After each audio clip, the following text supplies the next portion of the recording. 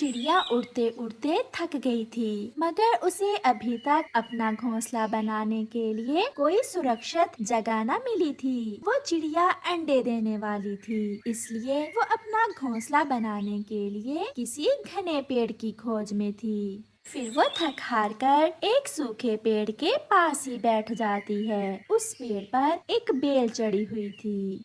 हाँ, ये जगह कुछ ठीक है। बेल के पत्तों से मेरे अंडे भी छुपे रहेंगे और मैं भोजन लेने भी जा सकूंगी। एक कबूतरी उड़ती हुई वहाँ आती है।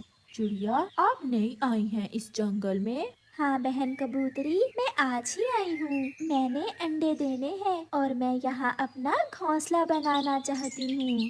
चिड़िया, यहाँ इस पेड़ पर अपना घोंसला ना बनाना, क्योंकि ये बेल बहुत नाजुक है। अगर थोड़ी सी भी हवा आई तो ये बेल खुद तो गिरेगी ही और साथ में तुम्हारे अंडे भी गिरा देगी। आपका बहुत बहुत धन्यवाद कबूतरी बहन, जो आपने मुझे बता दिया। मैं कहीं और जाती हूँ। फिर चिड़िया वहाँ से आगे चली जाती है। जंगल खत्म होने को था जब चिड़िया को एक पेड़ नजर आता है जिस पर कुछ पत्ते अभी बाकी थे। चिड़िया वहाँ बैठ जाती है। यहाँ इस पेड़ पर पहले से एक घोंसला भी है और ये पेड़ है भी सुरक्षित। मैं यही घोंसला बना लेती हूँ। यहाँ मुझे पड़ोसी भी मिल जाएंगे जो अच्छे और बुरे समय में मेरा ख्याल रखेंगे। फिर चिड़िया अपना घोंसला बनाने का काम शुरू करती है। चिड़िया थोड़ी दूर से सूखे तिनके लाती है, सूखा घास और कुछ पत्ते, और फिर अपना घोंसला बनाने का काम शुरू करती है। चल कालू, मैं तो आज बहुत थक गई हूँ, मुझे बहुत नींद आ रही है। ज्यादा भोजन खाने से नींद भी ज्यादा आती है, इसीलिए तो मैं तुमसे कहता हूँ कि भोजन थोड़ा कम खाया करो। फिर कौवा और कौवी अपने घर को उड़ते हैं। दूर से ही गोरी कौवी चिड़िया को अपने पेड़ पर बैठी हुई नजर आती है। कालू, वो कौन है हमारे घोंसले के पास? जाकर देखते हैं, मैंने कौन सा दूरबीन लगाई हुई है। फिर वो अपने घोंसले में पहुंच जाते हैं। चिड़िया, तुम कौन हो और यहाँ क्या कर रही हो?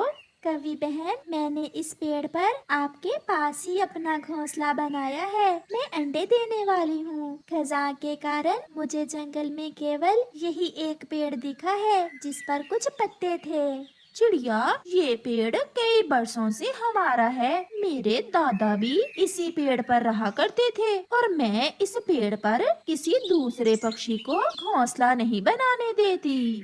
मैं आपकी अच्छी पड़ोसन बनकर रहूंगी। मगर आज तुम अंडे दोगी और कल इन अंडों में से छोटे छोटे चू चू करते बच्चे निकलेंगे जो मुझे सारी सारी रात सोने नहीं देंगे। तुम ये अपना घोंसला उठाओ और कहीं और ले जाओ। गोरी, अगर बना ही लिया है बेचारी ने घोंसला तो गुजार लेने दो 2-4 दिन, क्या जाता है तुम्हारा। जो मैंने कहा है करो। मेरे पति की तरफ बिटर बिटर कर ना देखो, आंखें नीची करो अपनी। कवि बहन, आज की रात तो मुझे गुजार लेने दे। सुबह होते ही मैं चली जाऊंगी यहाँ से। सुबह मेरे उठने से पहले पहले अगर तुम यहाँ से ना गई तो मैं तुम्हें और तुम्हारे घोंसले को नदी में फेंक दूंगी। ऐसा कहते हुए गोरी कौवी सो जाती है। कालू कौवा, जिसे चिड़िया से हमदर्दी तो थी, मगर वो अपनी पत्नी के सामने कुछ बोल नहीं सकता था, वो भी सो जाता है। चिड़िया अपने घोंसले में बैठी आसमान की तरफ देखे जा रही थी। आधी रात को चिड़िया को पेट में दर्द महसूस होती है। वो अंडों की माँ बनने वाली थी, इसलिए वो समझ जाती है कि अब उसके अंडे इस दुनिया में आने ही वाले हैं। चिड़िया तो अंडे देती है। अब उसकी तबीयत भी कुछ ठीक थी, वो थकी हुई भी थी, इसलिए जल्द ही चिड़िया सो जाती है। सुबह हो जाती है और चिड़िया एक बार फिर कवि की विनती करती है। मैंने रात को 2 अंडे दिए हैं, तो क्या मैं फ्राई करके खा लूं तुम्हारे अंडे? तुम ये चाहती हो? दफा हो जाओ यहाँ से। अंडे दिए हैं तो मैं क्या करूं? घोंसला और अपने अंडे दोनों उठाकर चली जाओ।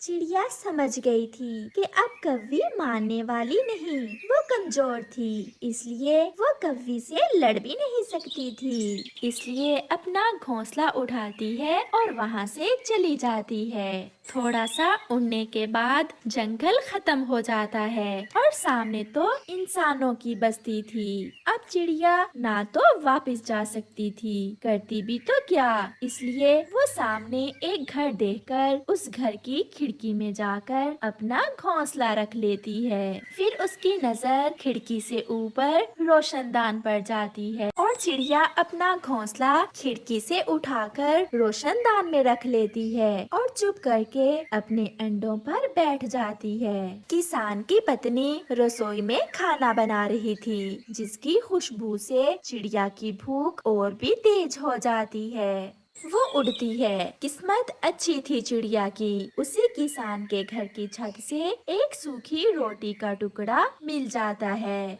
चिड़िया वो सूखी रोटी पानी में भिगोकर खा लेती है और वापस जाकर अपने अंडों पर बैठ जाती है। रात को किसान भी घर आ जाता है। वो अपनी बैलगाड़ी खड़ी करता है। उसकी पत्नी उसे खाना देती है।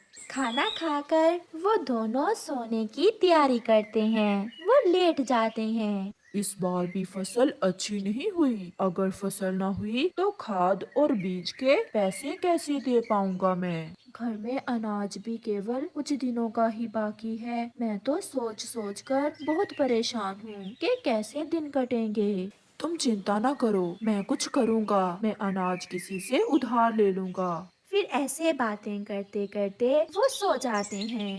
चिड़िया अपने घोंसले में बैठी चुपचाप उनकी बातें सुन रही थी। दूसरे दिन चिड़िया बहुत खुश थी क्योंकि उसे सुरक्षित जगह मिल गई थी। किसी ने भी अभी तक चिड़िया के घोंसले को नहीं देखा था। अब तक किसी को पता ही नहीं चला मेरे घोंसले का।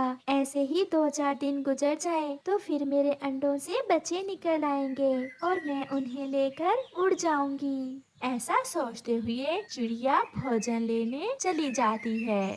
वो नदी पर जाती है। उसे नदी की रेत में कोई चमकती हुई चीज नजर आती है। चिड़िया वो चमकती हुई चीज अपने घोंसले में सजाने के लिए उठा लेती है। ये घास कहाँ से आया? अभी तो मैंने सफाई की थी।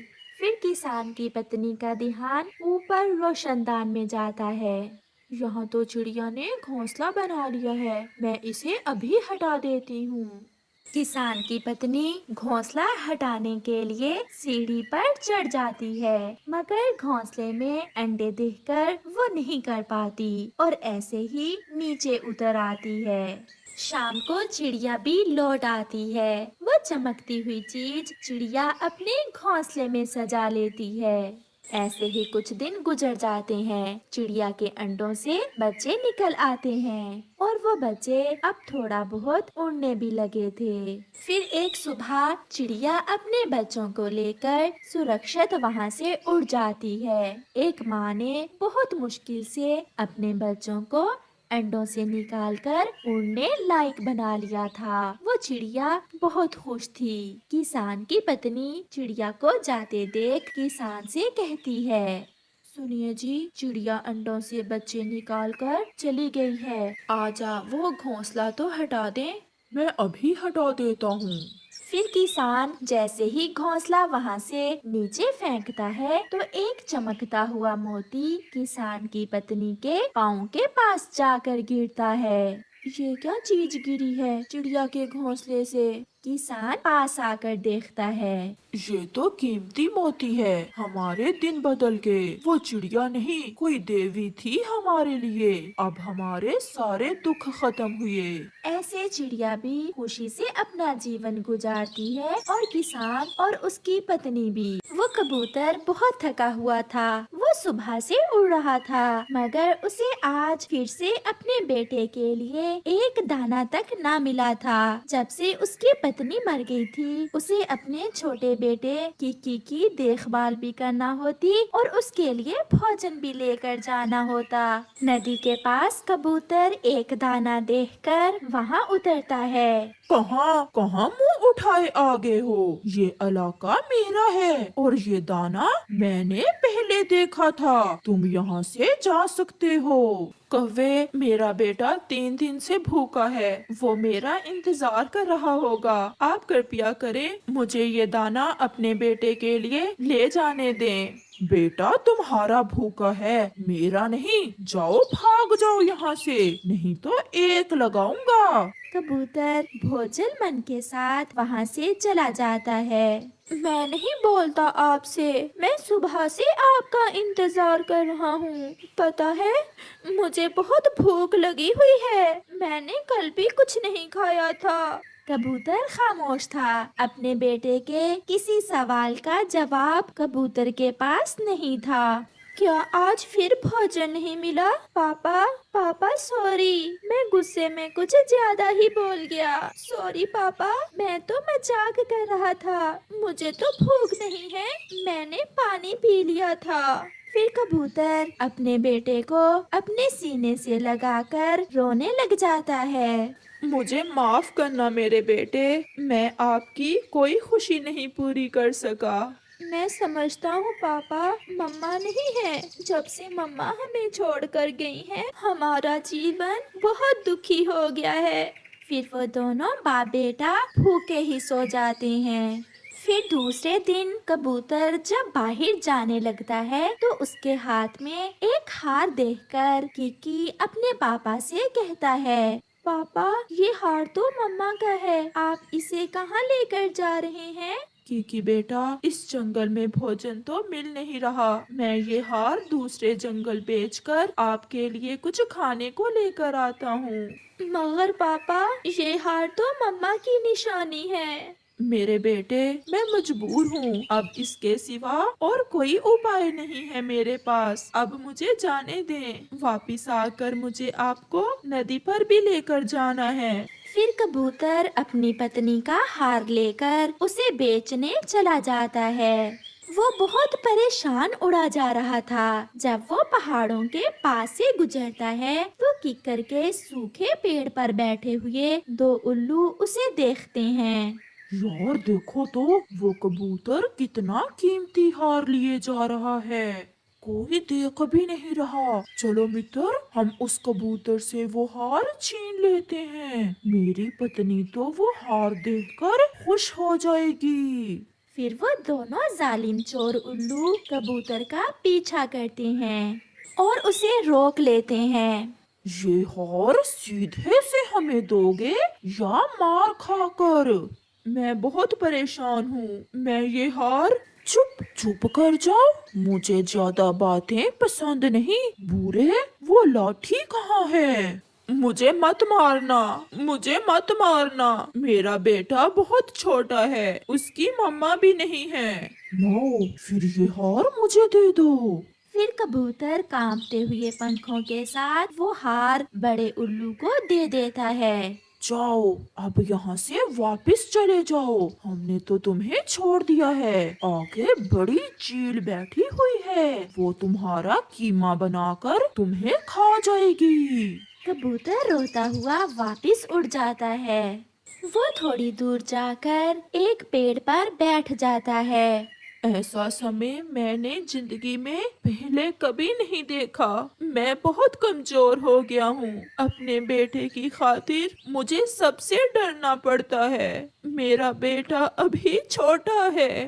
एक कच्चा बेर उस पेड़ पर लगा हुआ था, जिसे देखकर कबूतर बहुत खुश हो जाता है। वो तो ऐसे खुश था जैसे उसे कोई बड़ा खजाना मिल गया हो। कबूतर वो कच्चा बेल तोड़ता है और अपने घर वापस उड़ता है। पापा, ये क्या? ये बेर तो कच्चा है और आप रो क्यों रहे हैं? फिर कबूतर अपने बेटे को रास्ते की कहानी सुनाता है कि कैसे जालिम उल्लुओं ने उससे वो हार छीन लिया। पापा, जब मैं बड़ा हो गया तो मैं छोड़ूंगा नहीं उन उल्लुओं को। बेटा, ये समय भी गुजर ही जाएगा। बस आप जल्दी से बड़े हो जाओ, फिर मैं और मेरा बेटा मिलकर भोजन के लिए दूर दूर तक चले जाया करेंगे। कबूतर का बेटा वो कच्चा बेर खा लेता है। जंगल में रात भी हो जाती है। किक्की सो जाता है। कबूतर की आंखों में नींद नहीं आ रही थी, क्योंकि वो जानता था कि उसका बेटा भूखा है और वो कई दिन से अपने बेटे को पेट भर खाना नहीं दे सका था। फिर आधी रात को कबूतर कुछ सोचकर अपने मुंह पर एक रुमाल बांधता है और अपने घर से निकलता है। वो उड़ता हुआ तोते के घर के पास जाता है। वो खिड़की में से देखता है, तोता सोया हुआ था और उसके पास कुछ दाने सरसों के पड़े थे। वो कबूतर इतना मजबूर हो गया था, आज वो जिंदगी में पहली बार घर से चोरी करने के लिए निकला था। वो अभी तोते के घर में घुसने ही वाला था कि तोते की आंख खुल जाती है। चोर चोर चोर, पकड़ो, चोर आ गया। कबूतर भागता है। कबूतर वहाँ से तेजी से भाग जाता है। वो दूर जाकर एक घने पेड़ में छुपकर बैठ जाता है। उसकी सांस फूली हुई थी। मुझे अपने बेटे के लिए कुछ लेकर जाना होगा।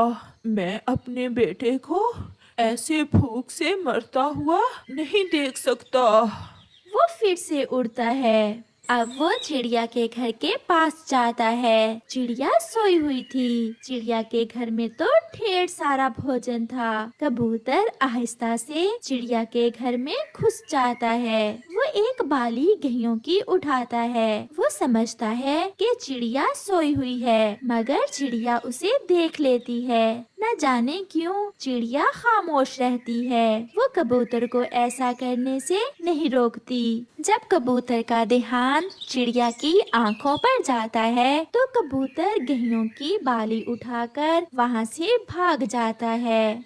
बेचारा न जाने आज कितना मजबूर होकर घर से निकला होगा। अफसोस, हम में से किसी ने भी लूसी के मर जाने के बाद इसका हाल भी नहीं पूछा। चिड़िया फिर से सो जाती है। उठो उठो किकी, बेटा सुबह हो गई है। पापा, आज तो बहुत खुश लग रहे हैं आप। आज मैं अपने बेटे के लिए ढेर सारा भोजन लाया हूँ।